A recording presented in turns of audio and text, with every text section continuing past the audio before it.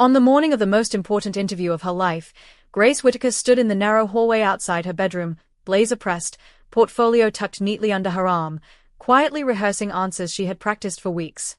The house in suburban Colorado Springs felt unusually calm, almost staged, sunlight spilling across beige carpet and framed family photos that told only one version of the Whittaker story. Grace checked the time on her phone, 9:58 a.m. Her interview was scheduled for 11 o'clock downtown, a 30-minute drive without traffic. She had calculated everything carefully, even leaving a margin for unexpected delays. Today was not about luck. It was about preparation. When she stepped toward the hallway closet to grab an extra copy of her resume, Brielle appeared beside her, leaning casually against the wall, arms folded. "Big day," Brielle said with a smile that looked supportive from a distance but tightened at the edges. Grace nodded. "It is." She opened the closet door without hesitation. The shove came fast and deliberate, knocking her forward into hanging coats and storage boxes. Before she could turn around, the door slammed shut. The metallic click of the lock echoed in the darkness. Before I continue, I want to take a quick moment to thank everyone who has subscribed and supported this channel. I am truly grateful.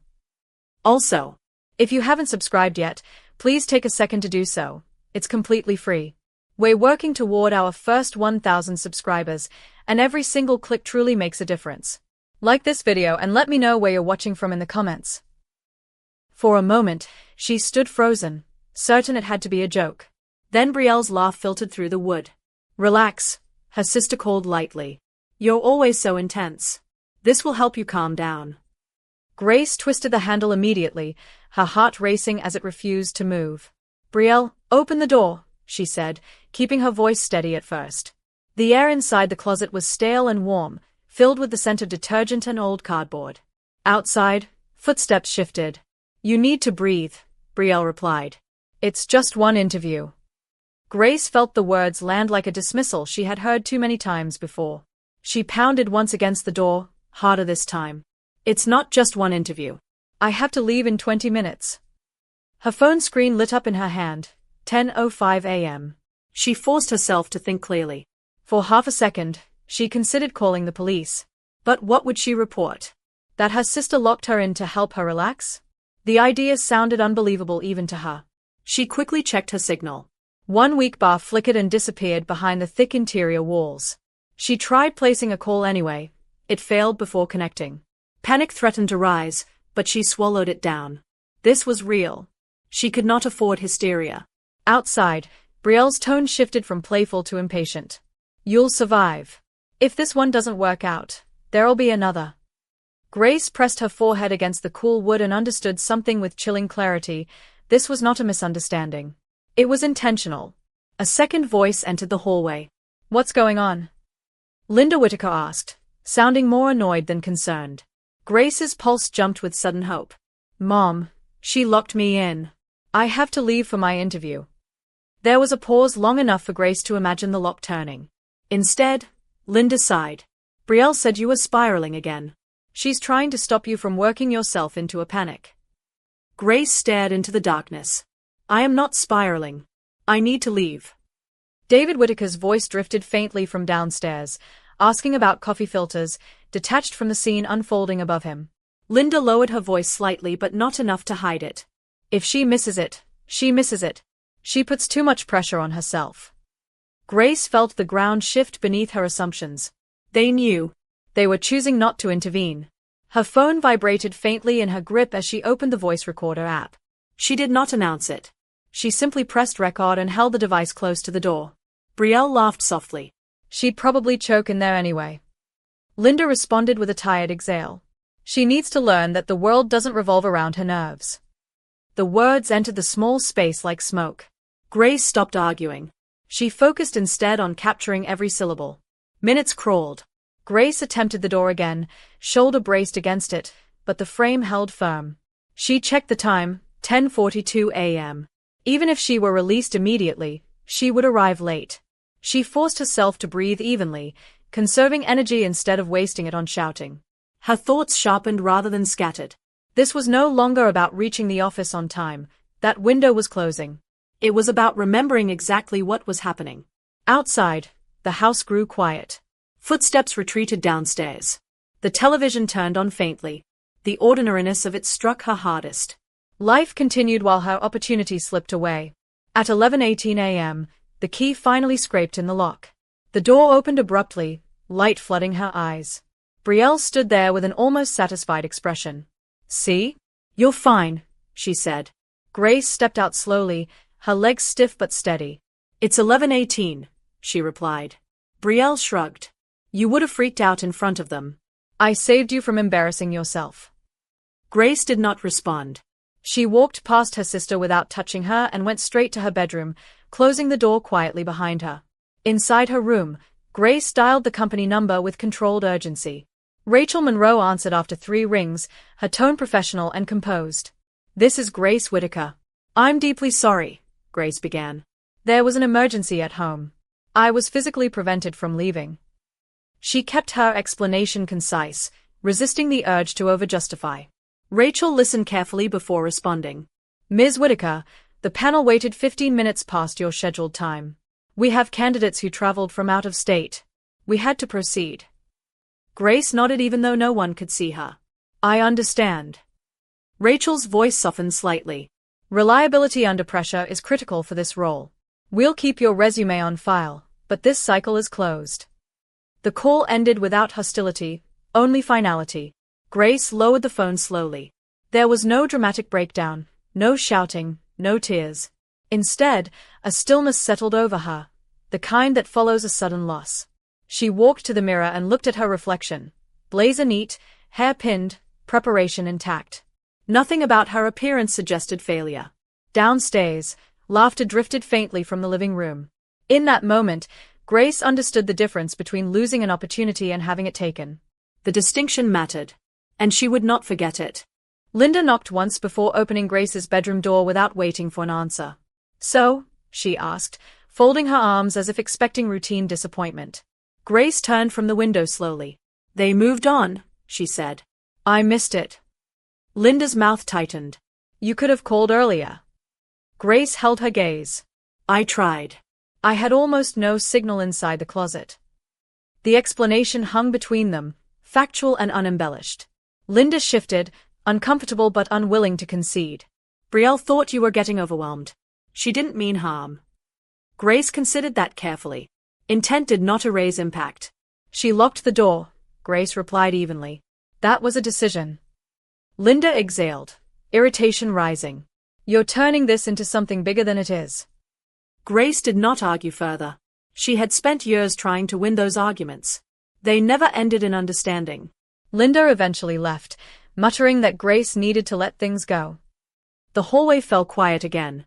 Grace sat at her desk and replayed the recording once, not for revenge, but for clarity. The voices were unmistakable. The dismissal was not imagined. The memory was accurate. She saved the file to cloud storage before placing her phone face down.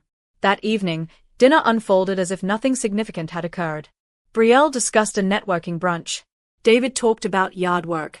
No one referenced the interview. Grace spoke only when addressed.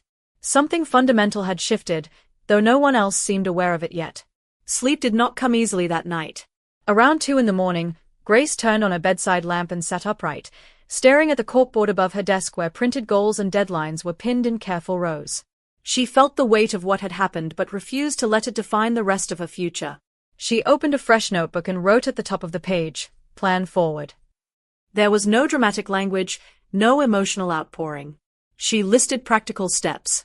Apply to 5 additional leadership programs within 30 days. Update portfolio with recent freelance analytics project. Schedule 2 informational interviews through alumni contacts. Expand technical certifications online. Move out within 6 months. Each item was specific and measurable. The clarity steadied her. She understood now that staying in the house meant remaining within a narrative she did not control. Leaving would require money and discipline, not anger. By 3 a.m, she had outlined a schedule for evenings and weekends, balancing her part-time administrative job with skill development. The plan was ambitious but realistic. She closed the notebook only after reviewing it twice. The disappointment of the missed interview still lingered, but it had changed form.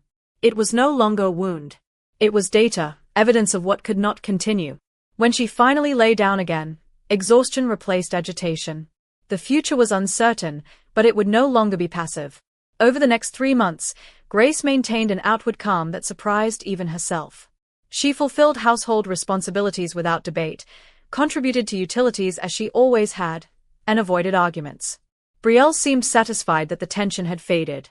What she did not see were the late-night webinars playing quietly through Grace's headphones or the steady stream of tailored applications leaving her inbox. Grace attended virtual networking events during lunch breaks and asked precise, thoughtful questions. She reworked her resume with quantified results instead of vague achievements. When she encountered rejection emails, she logged them, adjusted strategy, and continued. There was no dramatic montage, only consistent effort.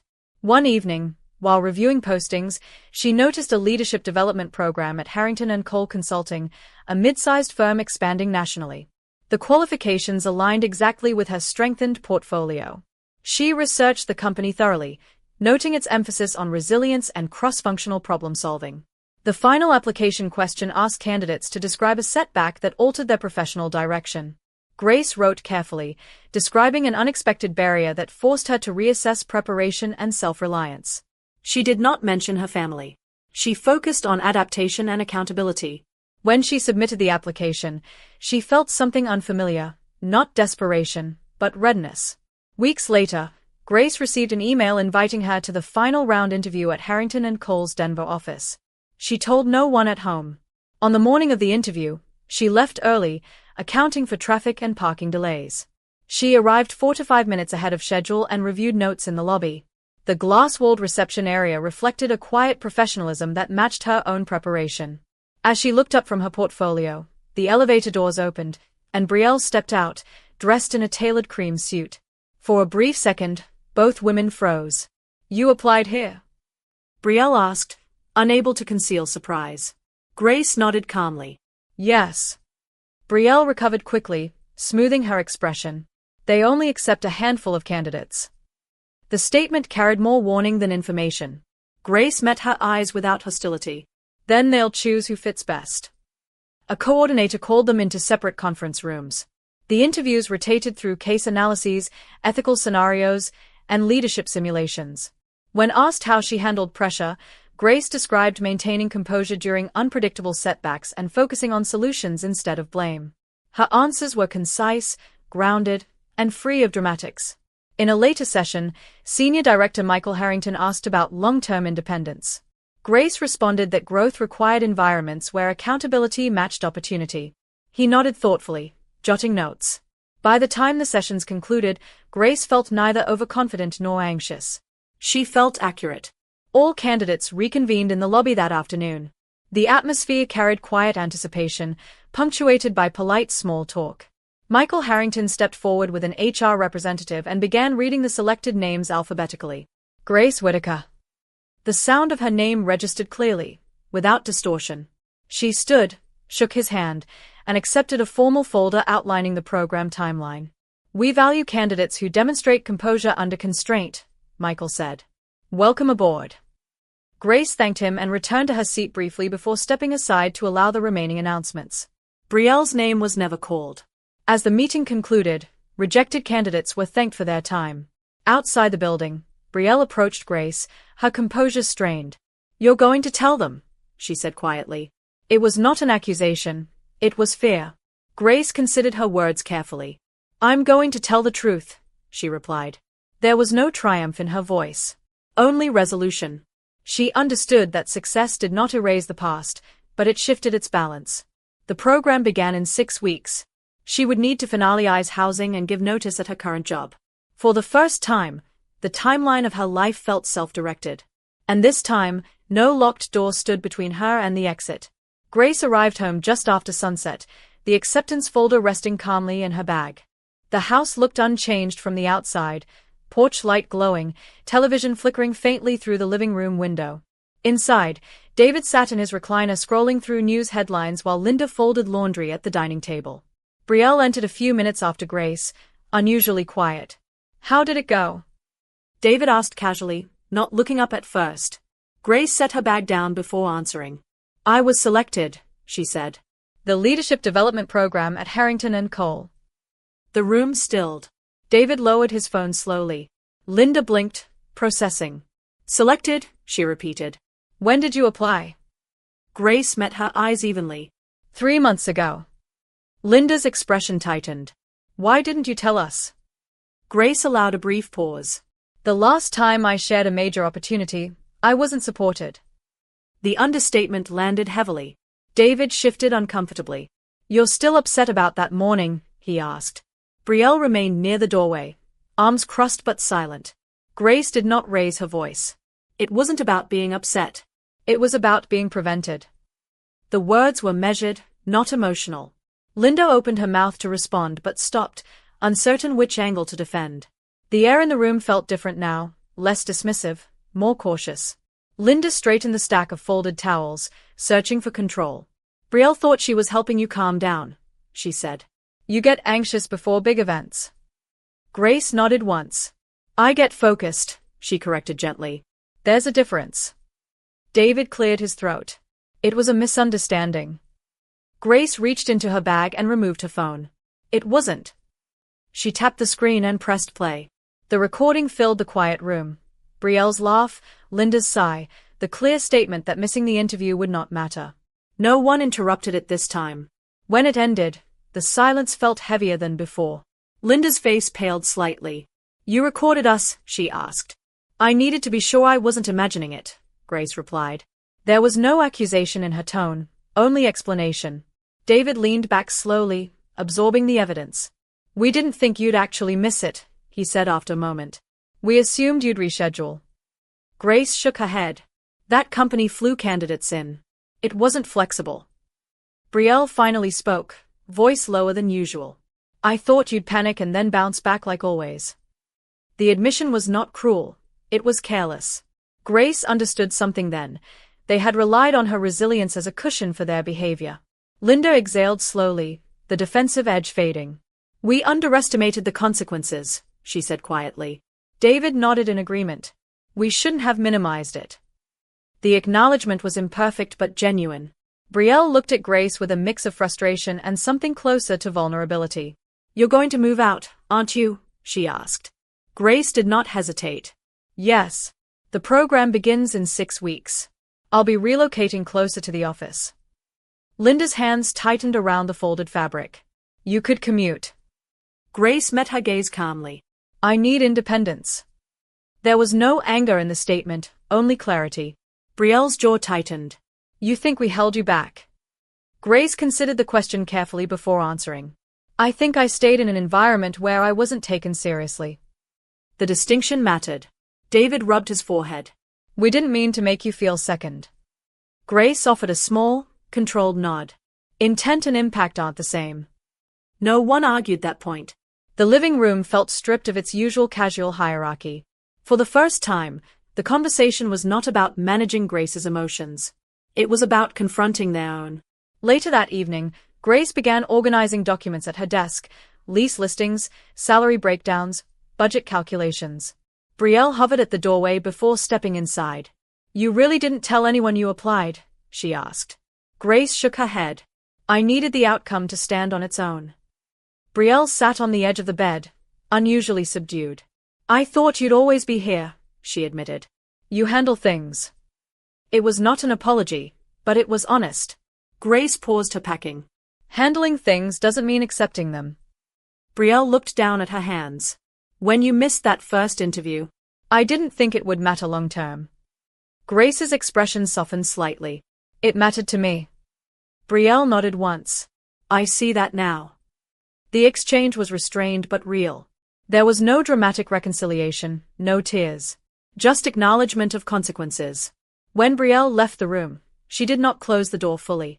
It remained slightly open, an unspoken gesture that something had shifted. Grace returned to her paperwork, calculating security deposits and first month's rent. The numbers were tight but manageable. She felt steady, not triumphant. This was not revenge. It was recalibration. Over the following weeks, preparations moved forward without spectacle. Grace secured a modest apartment 20 minutes from Harrington and Cole's office. She provided formal notice at her part-time job and scheduled her start date with HR. Linda attempted small gestures, offering to help pack, suggesting family dinners before the move. Grace accepted politely but maintained boundaries. David drove her to view the apartment once, offering practical advice about renters' insurance. Brielle remained quieter than usual, less dismissive, occasionally asking questions about the program. The house no longer felt openly hostile, but it no longer felt permanent either.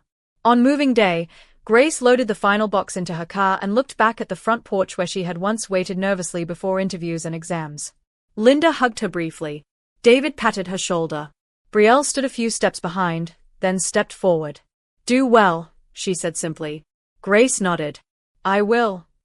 There was no dramatic farewell, no promises of immediate repair. The relationships would evolve slowly, if at all. As Grace pulled away from the curb, she felt something unfamiliar. Not relief, not vindication, but authorship. The next chapter would not depend on anyone unlocking a door. It would depend on her choosing which ones to enter. Grace's first week at Harrington and Cole moved quickly, structured around orientation sessions, leadership workshops, and case simulations designed to test adaptability. The work was demanding but organized, the expectations clearly defined. No one questioned whether she belonged in the room. During introductions, each participant summarized their professional journey.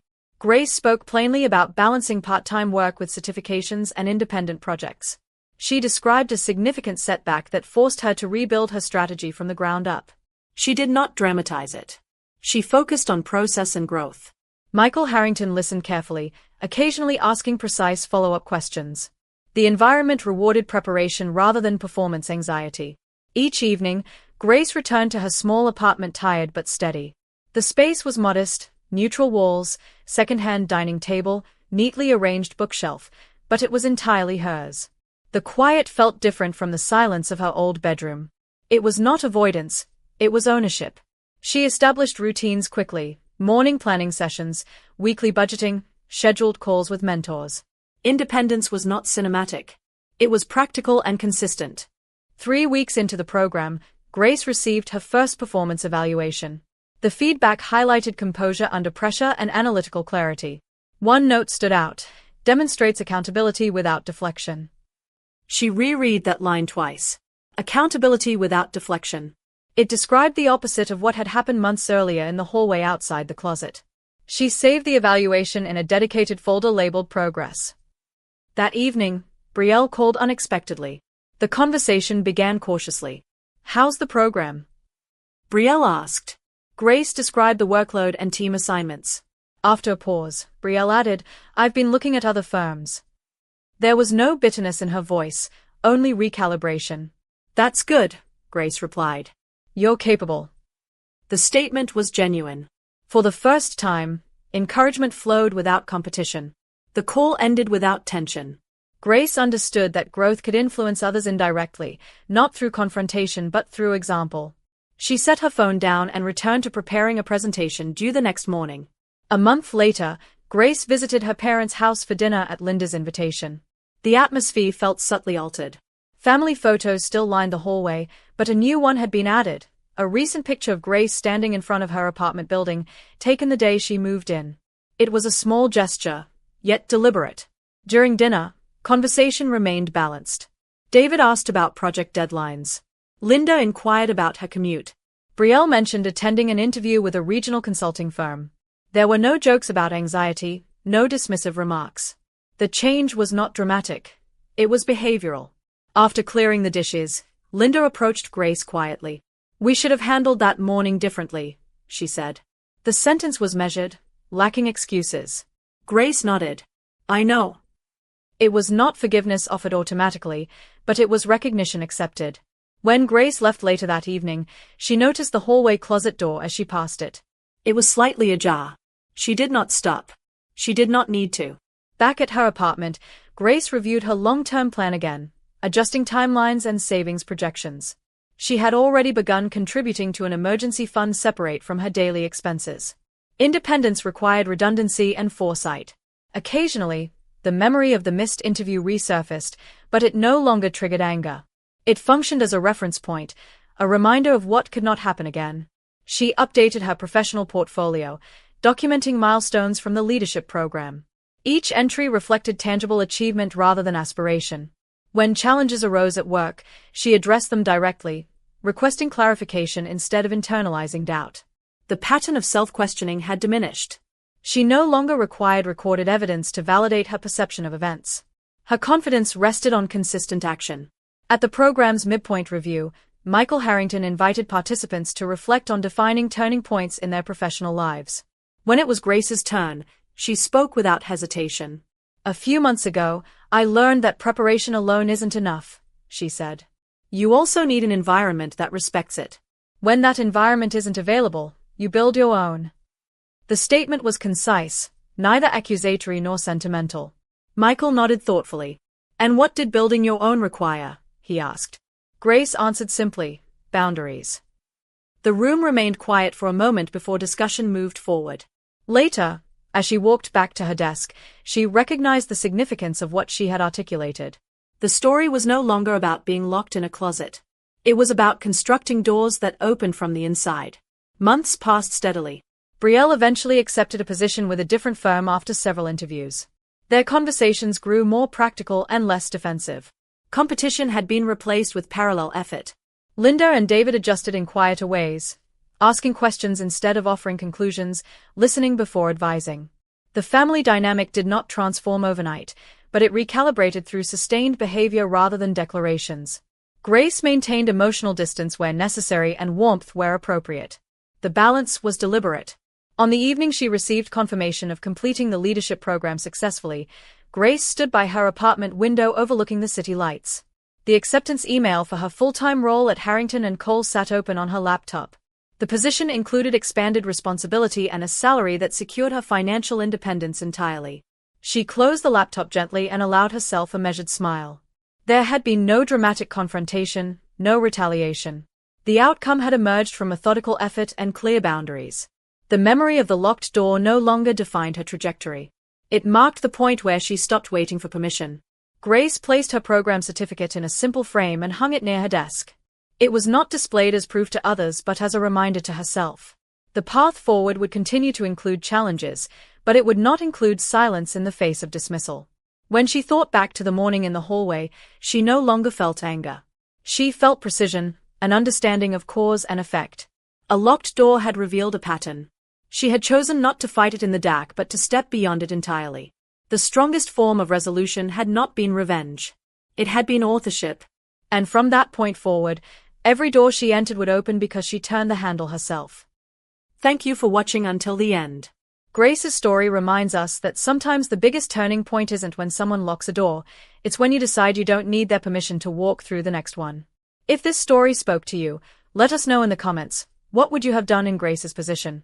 And if you believe the best revenge is building a better life, make sure you like, subscribe, and turn on notifications so you don't miss the next story. I will see you in the next one.